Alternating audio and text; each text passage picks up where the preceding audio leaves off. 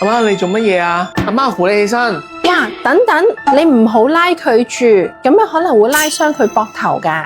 老人家跌倒呢，我哋要慢慢咁樣教佢適合自己嘅方式，自己俾佢起身喎。首先呢，我哋可以幫佢呢扶住一啲穩陣嘅嘢啦，跟住幫佢轉身。呢隻腳兩隻我哋一齊跪喺地下先，跪喺地下之後，我哋有一個支撐啦。然之後呢，我哋就教老人家可以其中一隻腳遞高。好，我哋就叫佢遞高一隻腳，然之後護工呢，我哋可以呢隻手穿過佢個胳肋底，扶住佢嘅褲頭，慢慢幫個老人家一齊起身。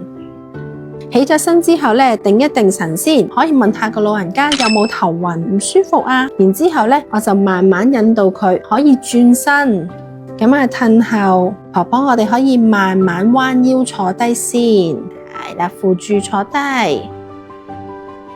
老人家喺屋企跌倒嘅意外呢，好常見，但係我哋跌倒之後一定要保持冷靜，唔好呢太衝動咁樣去拉扯老人家，要睇清楚佢嘅身體情況，慢慢按次序咁樣扶老人家，俾佢自己起身，咁先至可以避免呢再次有傷害㗎喎。扶老人家跌倒起身嘅步驟，大家記住未啊？